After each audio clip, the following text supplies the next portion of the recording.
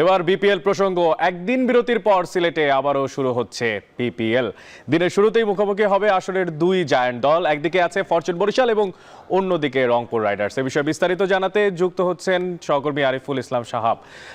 সাহাব, এই মুহূর্তে তো আপনি আছেন সিলেটে, তো জানাবেন যে এই যে ম্যাচ শুরুর আগে স্টেডিয়ামের বাইরের কি পরিস্থিতি, আর পাশাপাশি আপনার কাছে জানতে চাই যে দুটো দল, জায়ান্ট দুটো দল, একদিকে প্রচন্ড পরিমাণে তারকায় ঠাসা দল, আর একটা ধারাবাহিকভাবে পারফরমেন্স করছে। আজকে আপনি কোন দলকে সাপোর্ট করছেন?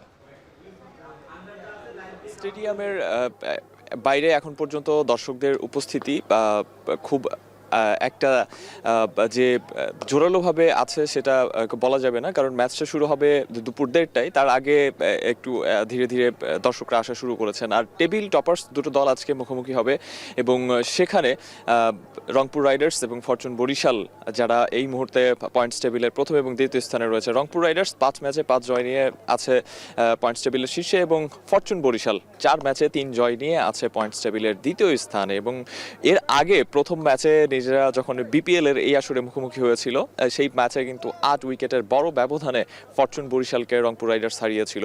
প্রথমে ব্যাট করে সেই ম্যাচে ফরচুন বরিশাল 124 রান করেছিল নির্ধারিত সবগুলো উইকেট হারিয়ে। অন্যদিকে মাত্র 2 উইকেট হারিয়েই 8 উইকেটের বড় জয় তুলে নেয় 5 ওভার বাকি থাকতেই রংপুর রাইডার্স। এবং সেই ম্যাচে দুই ওপেনার অ্যালেক্স হেলস এবং top order batter Saif Hasan, তারা দুজনই দারুণ ব্যাটিং করেছিলেন। তাদের পার্টনারশিপেই জয়টা তুলে নিয়েছিল রংপুর রাইডার্স। এবং এখনো পর্যন্ত টুর্নামেন্টের যদি সেরা রান সংগ্রাহক বা সর্বোচ্চ রান সংগ্রাহক কিংবা সর্বোচ্চ উইকেট সংগ্রহকারী যেই বোলাররা রয়েছেন, সেই তালিকাটা যদি দেখা যায়, সেখানে কিন্তু রংপুর রাইডার্সের একটা আধিপত্য রয়েছে।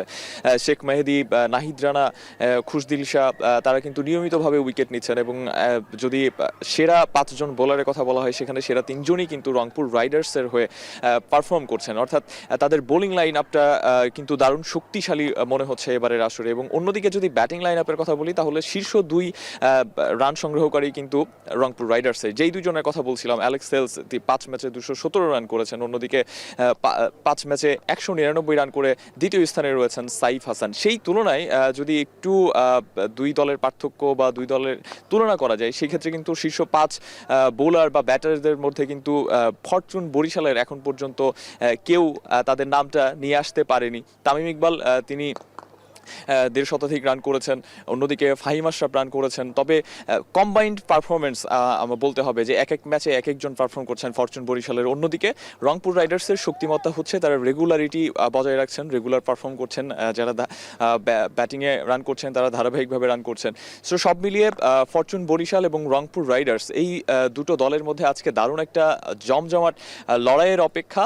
তবে ফরচুন বরিশালের জন্য একটু চ্যালেঞ্জিং হবে রংপুর রাইডার্সের বিপক্ষে জয়টা তুলে নেওয়া, কারণ এখনো পর্যন্ত এই টুর্নামেন্টে অপরাজিত রংপুর রাইডার্স। এবং তারা যেভাবে পারফর্ম করছে, যদিও ফরচুন বরিশাল দলটাও তারকাবহুল এবং গত যেই বিপিএল এর আসর, সেই বিপিএল এর আসরে তারা চ্যাম্পিয়ন হয়েছিল।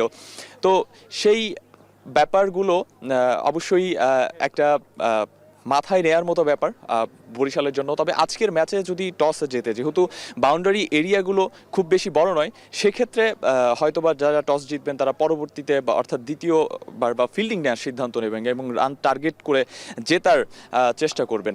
এখনো পর্যন্ত এই ভাইবটা নিয়েই আসলে সিলেট ক্রিকেট আন্তর্জাতিক ক্রিকেট স্টেডিয়ামের যারা দর্শক, খেলাপ্রেমী দর্শক প্রত্যাশী দর্শকরা রয়েছেন, তারা খেলা দেখার জন্য আসছেন এবং ম্যাচটা জমে উঠবে, সেটাই আসলে প্রত্যাশা। এই ছিল সিলেট ক্রিকেট আন্তর্জাতিক স্টেডিয়াম থেকে আমার কাছে সর্বশেষ।